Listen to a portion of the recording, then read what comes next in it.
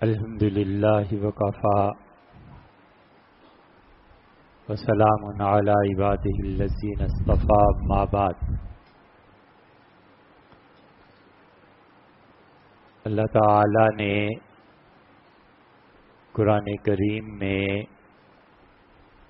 متعدد مقامات پر قیامت کے احوال کا تذکرہ فرمایا ہے، اور یہ بتایا ہے کہ اہل جنت کے ساتھ کیا ہوگا اور اہل جہنم کے ساتھ کیا ہوگا۔ بہت وضاحت سے بتایا ہے کہ اللہ کے نافرمان اور اللہ کے فرما بردار بندے دونوں اپنے انجام کے اعتبار سے یکساں نہیں ہوں گے، اور اللہ تعالی نے صاف یہ کہا ہے کہ ام نجعل المتقین، جو ہمارے پرہیزگار بندے تھے، کیا ہم انہیں اور جو شرارتی لوگ تھے ان دونوں کو برابر کر دیں گے؟ اور ایک مقام پہ فیصلہ خود ہم انسانوں پر چھوڑا ہے اور فرمایا کہ سواء محیاہم و مماتہم، تم خود سوچو کیا تمہارے نزدیک ایک زندہ اور مردہ برابر ہیں؟ تو جب تمہیں پتا ہے کہ زندہ اور مردہ لوگ برابر نہیں ہیں، تو اسی طرح قیامت میں جو ہمارے فرما بردار ہیں اور جو نافرمان ہیں، یہ سب کے سب لوگ برابر نہیں ہیں۔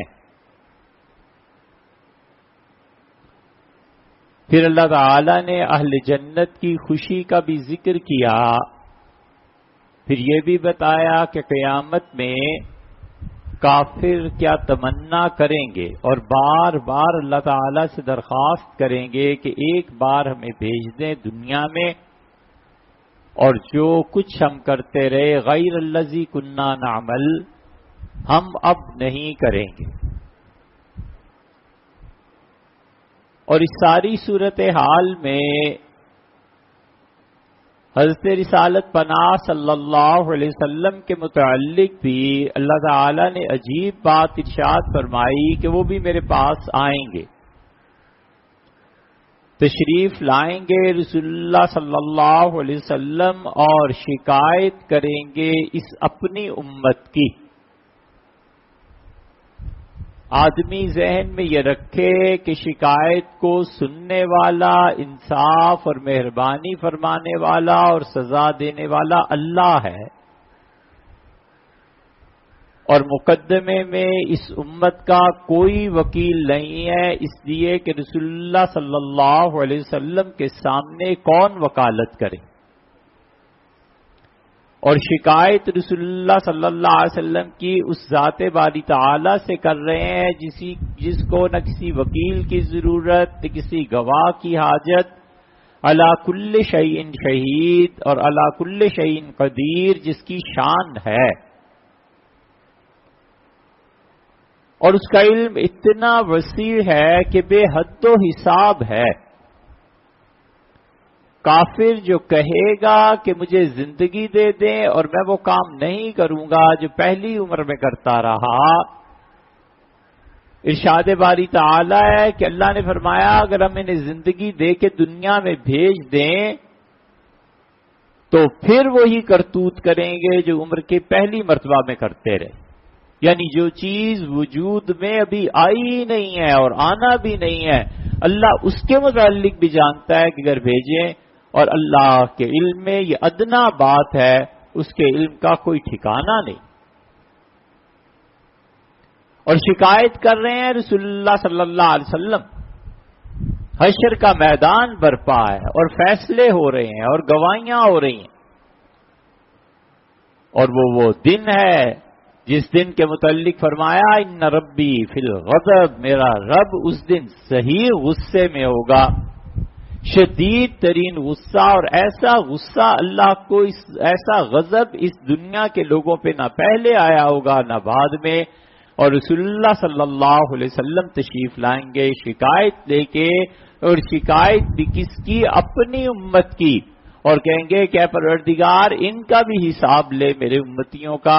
شکایت کیا لے کے آیا ہوں کہ اتخذوا القرآن مہجورا، انہوں نے قرآن کو بیکار چیز سمجھ کے چھوڑ دیا. یہ ہماری اور آپ کی شکایت ہوگی کہ مجھ پہ جو تو نے کتاب نازل فرمائی تھی یہ میرے نالائق امتی ہیں، اور انہوں نے تیری کتاب کو پیٹھ کے پیچھے ڈال دیا تھا. حجر عربی میں اس چیز کو کہتے ہیں جس چیز کی کسی کو ضرورت نہ ہو، جو چیز فضول ہو. معاذ اللہ جب آدمی ایسی باتیں بکنے لگے جس کی کسی کو ضرورت نہیں، جیسے پاگل پن ہوتا ہے، تو جو بکواس کے معنی اردو میں ہم کہتے ہیں نا یہ بکواس ہے، بالکل ٹھیک عربی میں اس کے لیے استعمال ہوتا ہے. اس لیے لیکن ترجمہ ادب سے کرتے ہیں کہ اے میرے پروردگار اس امت نے اس کتاب کو بالکل بیکار ردی سمجھ کے چھوڑ دیا. اس لیے ہم سب کو فکر کرنی چاہیے کہ وہ شکایت اگر آپ کے خلاف ہے، میرے خلاف ہے، اور کرنے والے رسول اللہ صلی اللہ علیہ وسلم ہے، تو اللہ تعالیٰ اگر انصاف کرے گا تو ہمارا حشر کیا ہوگا، اور اگر خدا رحمت اور مہربانی نہ فرمائے تو پھر کیا معاملہ، کیسے ہم سیدھے ہو سکتے ہیں. اس لیے اللہ کی اس کتاب کو پڑھنا چاہیے، سمجھنا چاہیے. رمضان میں یہ کتاب خدا کی سنائی گئی، سنی گئی، اللہ کا بہت بڑا احسان ہے. یہ قرآن قیامت میں پیش ہوگا. یہ تراویح میں جو آپ سنتے اور پڑھتے رہے ہیں، قیام اللیل کی اللہ نے کسی کو توفیق دی ہے، وہ پڑھتا پڑھاتا رہا ہے. یہ قرآن پاک کسی نے صحیح طریقے پہ تلاوت کی ہے، یہ سب عمل اللہ کے ہاں پیش ہوگا. اور قرآن یہ کہے گا کہ اے رب یہ وہ تیرے بندے ہیں جن کو میں نے رمضان میں آرام کرنے سے روک دیا تھا، رات کی نیند سے روک دیا تھا، اور اے اللہ ان گناہگاروں کو بخش دے. اللہ فرمائیں گے جہنم کا ان کے بارے میں فیصلہ ہے، مگر ہم تیری بات مان لیتے ہیں، لے جا انہیں جنت. اس لیے جو لوگ یہ بحثیں چھیڑے ہوئے ہیں نا کہ تراویح ہے یا قیام اللیل ہے یا تہجد ہے یا کیا نہیں ہے، انہیں اتنا تو غور کرنا چاہیے کہ خود امت تراویح سے ہی ہٹ رہی ہے، نماز سے ہی ہٹ رہی ہے، قرآن سننے سے ہی ہٹ رہی ہے. ان بحثوں کو چھیڑ کے آپ کیا چاہتے ہیں کہ لوگ جو تھوڑا بہت قرآن سنتے ہیں اور وہ بھی کہیں آخری عشرے میں اور کبھی پہلے عشرے میں درمیان میں اسے بھی چھوڑ کے یہ تراویح چلے جاتے ہیں، اب اس سے بھی جائیں. اس لیے یہ اللہ کے حضور میں قیام اور طویل قیام، یہ قیامت کے دن اس شدید گرمی کے قیام میں کام آ جائے گا. اور اس دن اللہ سایہ دے دے گا، اور اس دن کتنے ہی ہوں گے جو بغیر کسی قیام کے جنت میں بھیج دیے جائیں گے. اللہ تعالی مہربانی کرے گا. اس لیے آپ نے اس کتاب کو سنا ہے، بس یہ آخری جمعہ رمضان کا، اس کو مت چھوڑیے، سارا سال پڑھتے رہیے، سمجھتے رہیے، تاکہ رسول اللہ صلی اللہ علیہ وسلم قیامت میں جو شکایت کریں گے نا، 17ویں پارے میں آیت آئی ہے، اللہ تعالیٰ نے فرمایا وقال الرسول، اور رسول اللہ صلی اللہ علیہ وسلم مجھ سے کہیں گے کہ پروردگار یہ امت ہے میری اور اس نے قرآن کو فضول چیز سمجھ کے چھوڑ دیا تھا. وہ شکایت ہمارے آپ کے خلاف نہ ہو. اللہ کے پاک کلام کو پڑھنا اللہ کا قرب دلاتا ہے. خدا کے کلام کو سمجھنا اس سے بھی بلند تر بات ہے. اللہ کے پاک کلام کو سمجھے کہ اللہ نے مجھ سے کہا کیا ہے، اللہ تعالیٰ کا تقاضا کیا ہے، قرآن ہم سے کس زندگی کا مطالبہ کرتا ہے اور ہم کس زندگی کو گزار رہے ہیں. کتنا فرق ہے ان دونوں میں. قرآن کیا کہتا ہے کہ اللہ کے اچھے بندے کون ہوتے ہیں اور برے بندے کون ہوتے ہیں. اس لیے قرآن کریم کو ترجمے اور تفسیر کے ساتھ پڑھنا چاہیے. ایک تفسیر لاہور سے چھپتی ہے، لاہور اسٹیشن پہ آپ اتریں، وہاں پر آسٹریلیا مسجد ہے بہت بڑی، اور آسٹریلیا بلڈنگ بھی اس کے ساتھ ہے، کسی سے پوچھ لیں بالکل ساتھ ہی ہے. حضرت شیخ الہند رحمۃ اللہ علیہ کے شاگردوں نے ایک بورڈ بنایا تھا. جب وہ مالٹا جیل سے واپس آئے تو ایک دن وہ بیٹھے ہوئے تھے دارالعلوم دیوبند میں، اور سارے ہی ان کے شاگرد تھے، انور شاہ صاحب اور مفتی محمد شفیع صاحب، موتقی صاحب کے والد وغیرہ وغیرہ رحمہم اللہ، سب حضرت کے ہی شاگرد تھے. تو وہ پاؤں لٹکا کے بیٹھے ہوئے تھے اور فرمایا کہ ہم نے مالٹا جیل میں تنہائیوں میں غور کیا کہ اس امت کے زوال کے اسباب کیا ہیں. تو بھئی میں تو دو چیزوں پہ پہنچا ہوں. سب ان کے شاگرد اور علماء اکٹھے ہو گئے کہ حضرت مالٹا جیل میں اتنے سال برس گزار کے آئے اور زندگی کا نچوڑ بیان کر رہے ہیں. کیا فرماتے ہیں؟ فرمایا ہمیں تو دو سبب معلوم ہوئے، ایک تمہارا آپس میں لڑنا اور ایک اس امت کا قرآن کو چھوڑ. فرمایا اسے پھیلاؤ، اس کے درس عام کرو. یہ تو اللہ جزائے خیر دے حضرت شاہ ولی اللہ محدث دہلوی رحمۃ اللہ علیہ کو کہ انہوں نے پورے بر صغیر میں قرآن فہمی کی تحریک چلا دی. اور یہ جتنی قرآن فہمی بریلی میں آئی ہے، جتنی قرآن فہمی دیوبند میں آئی ہے، ندوہ میں آئی ہے، کلکتہ میں آئی ہے، حیدرآباد دکن میں آئی ہے، یہ سب کا سب قرآن کی طرف دعوت دینا، قرآن کو سمجھنا، اس کے مطالب، تفاسیر، ترجمے، یہ سب کے سب حضرت رحمت اللہ علیہ کا فیض ہے. شاہ ولی اللہ رحمت اللہ علیہ نے قرآن پاک پہ بڑا کام کیا. اور شیخ الہند رحمۃ اللہ علیہ کے شاگردوں نے بیڑا اٹھا لیا کہ ہم قرآن پاک کی آسان اور مختصر تفسیر لکھ دیں، بس ہر آیت پہ ایک صفحہ لکھ دیں، بغیر کسی فرقہ واریت میں جائے، بغیر کسی فضول بحث میں. لمبی علمی بحثیں ان کا کوئی مطلب نہیں، عام لوگوں کے لیے لکھو. اور انہوں نے 7 جلدوں میں درس قرآن کے نام سے ایک تفسیر مرتب کر دیا ہے. کوئی فرقہ واریت نہیں، کوئی گمراہی نہیں. اگر آپ کو اللہ توفیق دے اس درس قرآن کو خریدیں، کہیں بھی مل جائے درس قرآن کے نام سے. وہ پوری علماء کی کمیٹی تھی، اس نے لکھا ہے اس درس قرآن کے 2-3 صفحے بس روز پڑھ لیں، اگلے سال رمضان میں آپ آئیں گے، قرآن کریم آپ کو پتا ہوگا کہ اللہ نے کیا تقاضا کیا ہے، اللہ کیا کہتا ہے. اس سے بحث ہی نہیں ہے کہ آپ کا کس فرقے سے تعلق ہے اور کس سے نہیں ہے. انہوں نے جو قرآن کا مفہوم سنت میں آیا تھا، یہ چیزیں تھیں، انہوں نے بیان کر دیا ہے. آسٹریلیا مسجد اور آسٹریلیا بلڈنگ لاہور میں وہ چھپتا ہے، 7 جلدوں میں، چھوٹی چھوٹی جلدیں ہیں، اور آپ 2 صفحے بس روز پر 3 صفحے پڑھ لیجیے. سال سے کم عرصے میں آپ کو پتا چل جائے گا کہ اللہ تعالیٰ نے کیا کہا ہے. قیامت میں کم سے کم آپ ان لوگوں میں نہیں ہوں گے جن کے خلاف شکایت ہوگی کہ میری امت نے قرآن کو چھوڑ دی. بڑی غفلت. یہ دین علم کے ساتھ مربوط ہے، یہ دین لکھے پڑھے لوگوں کا دین ہے، یہ دین تعلیم کے ساتھ مربوط ہے. جاہل آدمی کا کیا کام ہے اس دین میں؟ نہ پڑھے نہ پڑھائے، کچھ نہیں پڑھ سکتا. اپنے بچوں کو دے کہ بیٹے مجھے یہ 3 صفحے روز، یار سستا سودا ہے. گلی محلے میں کسی بچے کو کہ بیٹے 2 صفحے مجھے سنا دو، قیامت میں اللہ پکڑے گا، میں اس پکڑ سے محفوظ ہو جاؤں. الحمدللہ مسلمان ابھی اتنے بے حس نہیں ہوئے کہ کوئی کسی کو 2 صفحے قرآن کے نہ سنائے.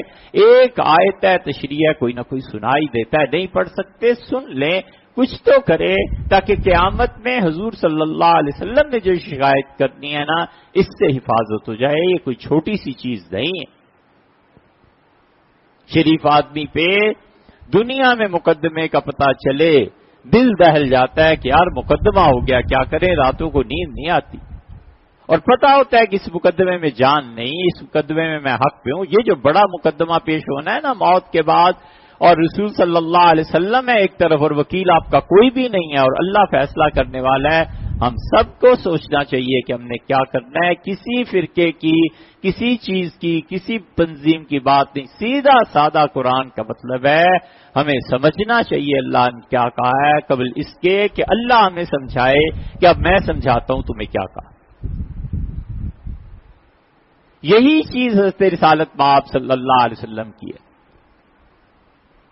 ہم لوگ نہیں جانتے رسول اللہ صلی اللہ علیہ وسلم کون تھے، ہمیں ان کی سیرت نہیں پتا، ہمیں پتا نہیں رسول اللہ صلی اللہ علیہ وسلم کیسی تکالیف اٹھائی ہیں، نبی کریم صلی اللہ علیہ وسلم کی زندگی کیسے گزری ہے، شادیاں کہاں ہوئی ہیں، اہل مکہ میں اسلام کیسے پھیلا ہے، مدینہ منورہ میں کیسے رہے ہیں، رسول اللہ صلی اللہ علیہ وسلم اللہ کی محبت کیسے تھی، خشیت کیسے تھی، خوف کیسے تھا، صحابہ کرام رضی اللہ عنہ کی تربیت کیسے کرتے تھے، سیرت کے باب میں ہم مطلقاً بے خبر ہیں۔ کسی سے پوچھو رسول اللہ صلی اللہ علیہ وسلم کے بیٹے اور بیٹیاں مکہ میں تھے یا مدینہ میں تھے، رسول اللہ صلی اللہ علیہ وسلم کے دن رات کیا تھے، شب و روز کیا تھے، کتنا عرصہ رسول اللہ صلی اللہ علیہ وسلم جنگوں میں گزارا ہے، کہاں گئے، کہاں آئے، کیا فرمایا، کچھ پتہ نہیں ہے۔ کوئی امت اتنی بیگانی بھی اپنے نبی سے ہوئی ہے جتنے ہم بیگانے رسول اللہ صلی اللہ علیہ وسلم سے ہو گئے۔ نبی کریم صلی اللہ علیہ وسلم کی ان کے زمانے میں بھی ضرورت پیش آئی، حضرت رسالت پناہ صلی اللہ علیہ وسلم کی اب بھی ضرورت ہے، اور حضرت رسالت پناہ صلی اللہ علیہ وسلم کی حشر میں بھی ضرورت پیش آنی ہے۔ تو جس ہستی سے بار بار منہ لگنا ہے، اتنا خود غرض آدمی ہو جائے کہ اسے پتہ ہی نہ ہو کہ رسول اللہ صلی اللہ علیہ وسلم کیا ہے۔ 5 جگہ قیامت کے دن رسول اللہ صلی اللہ علیہ وسلم کی ضرورت پیش آئے گی، ٹاکرا ہوگا، منہ لگنا ہوگا، کل خلق اللہ کی محتاج ہوگی قیامت کے دن رسول اللہ صلی اللہ علیہ وسلم کی 5 جگہ پہ۔ پہلا مقام حشر میں آئے گا، سرے سے اللہ تعالی حساب ہی نہیں شروع کرے گا، شدید گرمی اور لوگ تاریکی میں گم اور چیخ رہے ہیں، چلا رہے ہیں، اور اللہ حساب ہی نہیں شروع کر رہا۔ وہ کہتے ہیں خدا حساب تو شروع کرنا، جنت جہنم تو بات کی بات ہے، کچھ شروع تو ہو۔ اور رسول اللہ صلی اللہ علیہ وسلم فرمایا تم اللہ کے 4 جلیل القدر انبیاء علیہ السلام کے پاس جاؤ گے، تم آدم علیہ السلام کے پاس جاؤ گے اور وہ صاف کہہ دیں گے کہ میں خدا سے کچھ نہیں کہہ سکتا، میں نے وہ جنت میں جو کچھ کھا لیا تھا نا، میں اللہ کے سامنے آج جا نہیں سکتا۔ پھر تم نوح علیہ السلام کے پاس جاؤ گے اور کہو گے نوح سماک اللہ عبدا شکورا، قرآن میں اللہ نے آپ کو کہا ہے کہ آپ اس کے بڑے شکر گزار بندے ہیں، آپ چلیں حساب تو شروع ہو نا۔ وہ کہیں گے میں کچھ نہیں کر سکتا، میں نے اپنے بیٹے کے بارے میں بات کر دی تھی اور میں اب تک اس پہ پشیمان ہوں، جاؤ اور کہیں سے جا کر رب نفسی نفسی، اللہ نوح کی جان بچا لے، اللہ نوح کو آج بچا لے، دنیا جو کرتی ہے کرے، اللہ مجھے بچا لے۔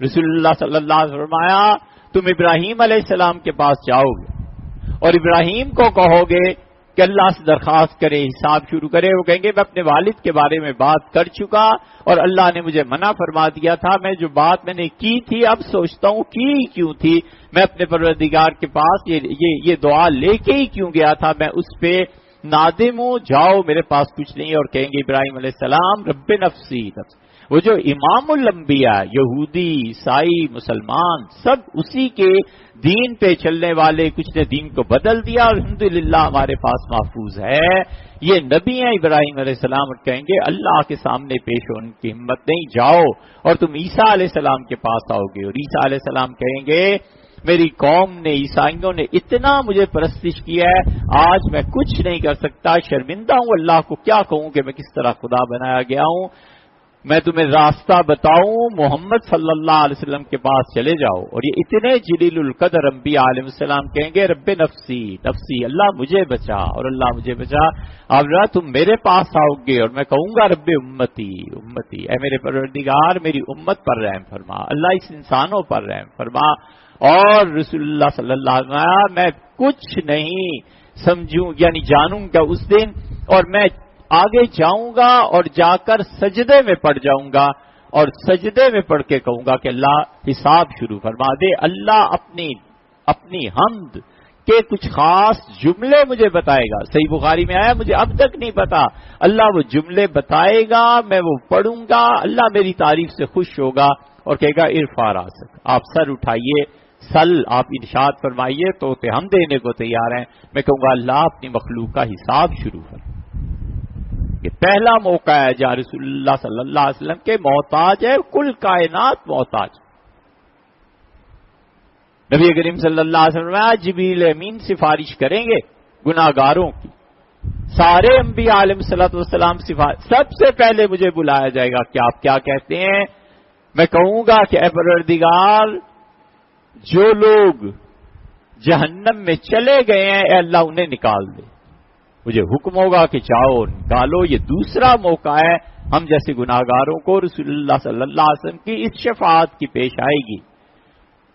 تیسرا موقع مجھ سے پوچھیں گے اور فرمائیے، میں عرض کروں گا میرے پروردگار جو ابھی جہنم میں گرے نہیں ہیں نا، اور حساب میں آپ نے انہیں جہنمی کر دیا ہے، کہہ دیا آپ نے، ارشاد فرمایا اے رب کرم فرما ان کو جنت بھیج دے، اور اللہ تعالیٰ بے شمار لوگوں کے جہنم کا پروانے ختم کروا دیں گے، اور ارشاد ہوگا میرے نبی صلی اللہ علیہ وسلم نے فرمایا جاؤ جنت۔ پھر پوچھیں گے چوتھی مرتبہ کیا آپ کچھ اور کہنا چاہتے ہیں حضور صلی اللہ علیہ وسلم؟ میں عرض کروں گا اللہ یہ تیرے بندے ہیں اللہ، بغیر ان کا بھی حساب نہیں ہوا، فیصلہ نہیں ہوا، بغیر حساب کے انہیں جنت میں بھیج۔ حضور صلی اللہ علیہ وسلم فرمایا اللہ کہے گا اچھا یہ جتنے ہیں نا بغیر حساب کے آپ کے کہے پہ جنت میں بھیجتے ہیں، یہ 4 ہوئے، اور رسول اللہ صلی اللہ علیہ وسلم پھر میں جنت کے دروازے پر جب پہنچوں گا مجھ سے پوچھیں گے اور کچھ چاہیے، میں کہوں گا اللہ فلاں فلاں فلاں فلاں طبقات جو ہیں ان لوگوں کے درجے بلند فرما دے، اللہ میری بات مان لے گا اور میں جنت میں تمہیں لے کے چلا جاؤں گا۔ 5 مقامات پر ہمارے نزدیک شفاعت ہوگی، اور 5 مواقع پر ہم رسول اللہ صلی اللہ علیہ وسلم کے محتاج۔ اتنی بھی کیا انت مچی اور آفت آئی کہ ہم رسول اللہ صلی اللہ علیہ وسلم کو بھی نہ پڑھیں؟ کیا فرمایا ہے، کیا تقاضا ہے، دعا کیسے مانگتے تھے؟ آپ ہمت کریں، ایک کتاب محمد منظور نعمانی صاحب رحمۃ اللہ نے کیا معارف الحدیث، کوئی فرقہ واریت نہیں، کچھ نہیں، حضرت نے بڑی عمدہ چیز لکھی ہے، اسے پڑھیں۔ 9 جلدوں میں روز 2 3 4 صفحے پڑھ لیے، سال بھر میں آئندہ رمضان تک ختم ہو جائے گی، پتہ چلے گا رسول اللہ صلی اللہ علیہ وسلم نہاتے کیسے، مسواک کیسے، وضو کیسے کرتے، نماز کیسے، تجارت کیسے کرتے تھے، لوگوں سے گفتگو، اخلاق، سب چیزیں انہوں نے 9 جلدوں میں لکھ دی ہیں۔ پڑھنا چاہیے مولانا منظور نعمانی صاحب رحمۃ اللہ کی کتاب کو، معارف الحدیث، اتنی اچھی چیز لکھ گئے ہیں کہ کیا معلوم ان کی آخرت کا یہ ذخیرہ بن گیا۔ خاص طور پہ 5ویں جلد پڑھنی چاہیے، اس میں دعائیں انہوں نے دعائیں جمع کر دی ہیں۔ رسول اللہ صلی اللہ علیہ وسلم کس موقع پہ کیا دعا مانگتے تھے، نماز میں کیا دعائیں سکھاتے تھے۔ حضور اقدس صلی اللہ علیہ وسلم نے کبھی کسی کو نماز میں درود شریف کے بعد اور سلام سے پہلے قرآن کی کبھی کوئی دعا نہیں سکھائی۔ ہم سب پڑھتے ہیں ربی جعلنی مقیم الصلاۃ، ربنا آتنا فی الدنیا حسنہ، پالا پڑ جائے نا کسی سے، وہ کہے گا یہ دعا ثابت کرو۔ کوئی ایک شخص نہیں ہے جو ثابت کر سکے کہ رسول اللہ صلی اللہ علیہ وسلم قرآن سے یہ دعاؤں کی تعلیم دیتے تھے، کچھ نہیں۔ یہ تو چونکہ دعا مانگنی ہے اس لیے قنوت میں یہ دعا پڑھ لی، درود شریف کے بعد پڑھ لی۔ کیوں رکھا تھا؟ فقہاء اور علماء نے کہا یہ دعا اس لیے رکھو کہ چھوٹے بچے ہیں، بچے کہاں اتنی لمبی دعائیں یاد کر سکتے ہیں، تو یہ ایک آیت یاد کرا دو، بچے کو بتاؤ 3 جگہ پڑھ لیا کرے، ایک سورہ فاتحہ کے بعد پڑھ لیا کرے، ایک دعائے قنوت میں یاد ہوگی تو ہوگی چلو یہ پڑھ لیا کرے، اور ایک سلام سے پہلے یہ دعا مانگ لیا کرے۔ قرآن کی آیت کی آیت رہی، دعا کی دعا ہوئی، بچوں کے لیے تھا، جب بڑے ہوں گے تو خود ہی پڑھ لیں گے۔ انہیں کیا پتا تھا کہ 70 سال تک بھی ہم بچے ہی رہیں گے۔ رسول اللہ صلی اللہ علیہ وسلم نے مختلف صحابہ کرام رضی اللہ عنہ کو مختلف دعائیں، حضرت بکر رضی اللہ عنہ حاضر ہوئے، عرض کیا اللہ کے نبی نماز میں کیا دعا مانگا کروں؟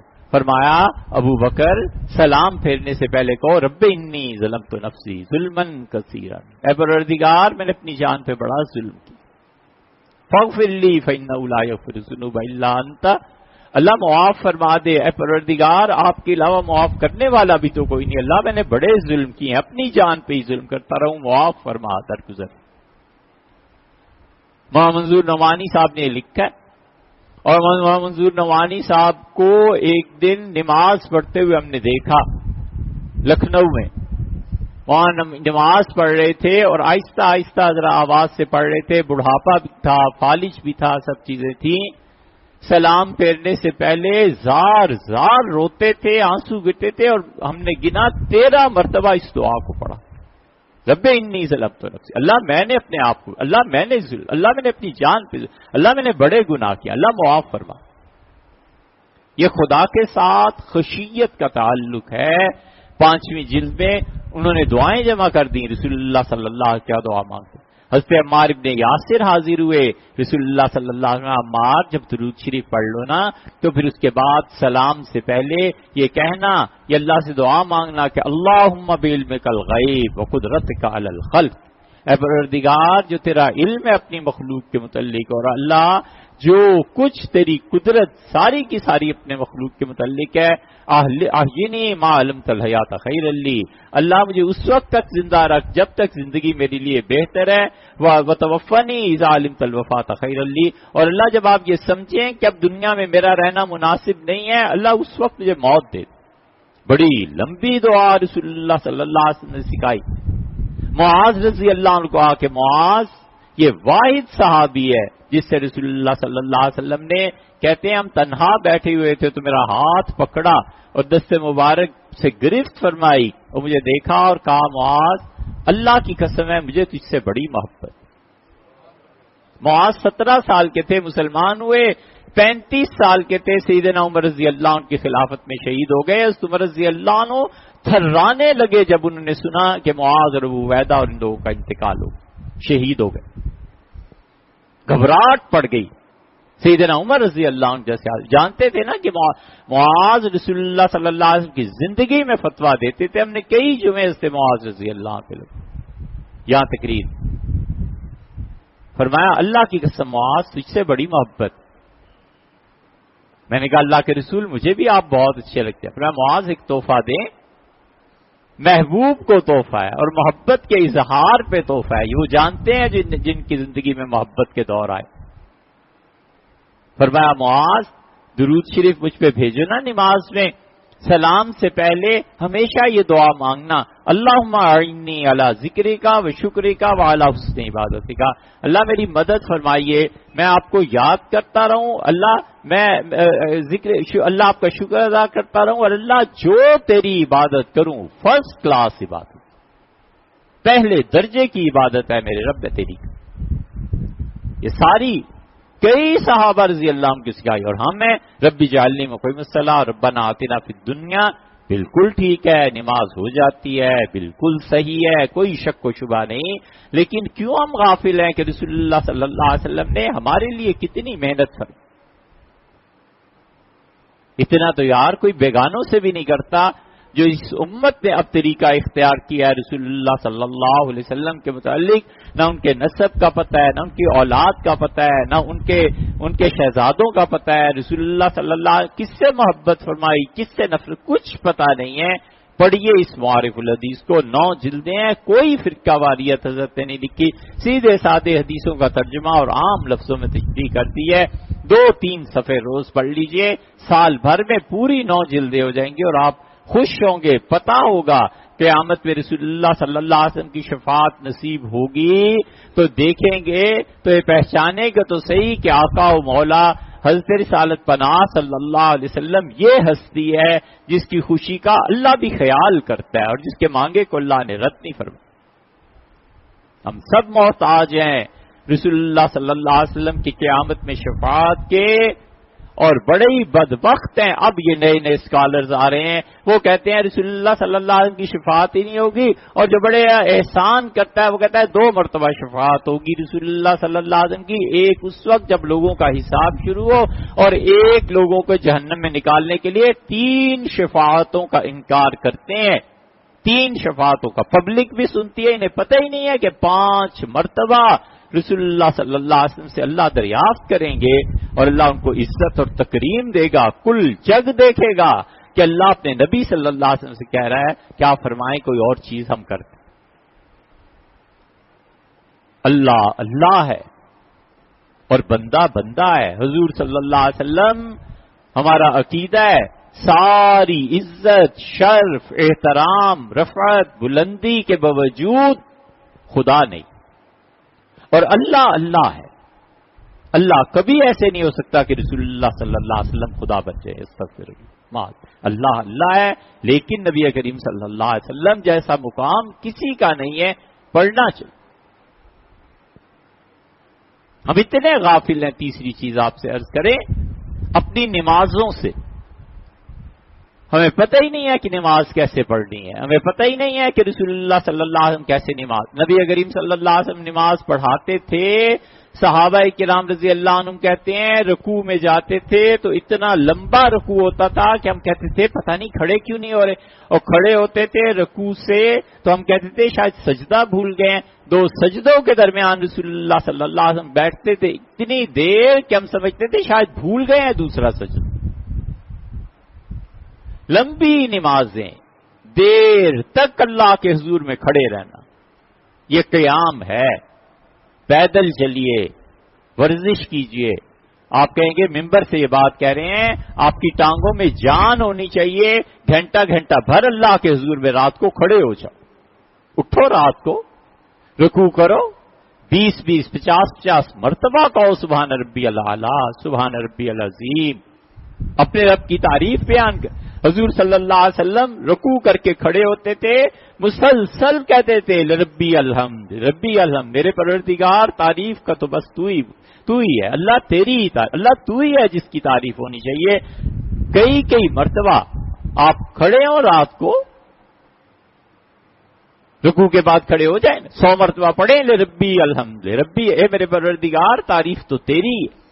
یہ لمبے قیام، یہ لمبی نمازیں، طویل رکوع اور سجدے ہم سب نے بھلا دیے ہیں.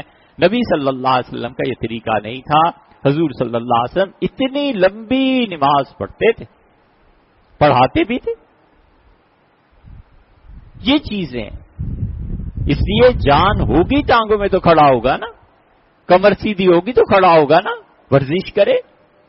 رسول اللہ صلی اللہ علیہ وسلم صبح روزانہ مدینہ منورہ میں جب ہوتے تھے کئی میل 6 میل پیدل چلتے تھے. جس غرض سے بھی جاتے تھے الگ بات ہے، 6 میل پیدل چلتے تھے. ہماری آنکھ ہی نہیں کھلتی. یہ سنت یاد نہیں رہتی رسول اللہ صلی اللہ علیہ وسلم کی. اس سنت میں کیا ہے؟ اور مسجد قباء میں جانا تو صحیح حدیث میں آئے، ہفتے میں 2 بار مسجد قباء میں جاتے تھے. تو مسجد قباء سے مسجد نبوی 3-4 کلومیٹر تو ہے ہی ہے. حضور صلی اللہ علیہ وسلم جاتے بھی تھے، آتے بھی تھے. ہم کیوں غافل؟ ورزش کرے، ٹانگوں میں جان پیدا کرے، اس لیے کہ اللہ تیرے سامنے کھڑا ہونا ہے، رب قیامت میں کھڑا ہونا ہے. قیامت کی اس قیام کی بجائے اللہ دنیا میں کھڑا ہو رہا ہوں، اس قیام سے اللہ محفوظ فرما، وہاں کی سختیوں سے محفوظ فرما. یہ سب دین ہی سکھاتا ہے، مگر ہم اتنے غافل ہیں. ہم نے یہ سمجھ رکھا ہے کہ بس 5 نمازیں جلدی، امام 1 منٹ ذرا دیر سے آیا یا امام نے 1 منٹ لمبی نماز، سختی آ گئی بیچارے کی، اور صورتیں چھوڑی دی ہم نے جو رسول اللہ صلی اللہ علیہ وسلم پڑھتے تھے. نبی کریم صلی اللہ علیہ وسلم جمعے کے دن مغرب کی نماز میں پہلی رکعت میں قل یا ایھا الکافرون اور دوسری میں قل ھو اللہ پڑھتے تھے. جمعے کے دن فجر میں رسول اللہ صلی اللہ علیہ وسلم پہلی سورہ سجدہ پہلی رکعت میں، دوسری میں سورہ دہر پڑھتے تھے.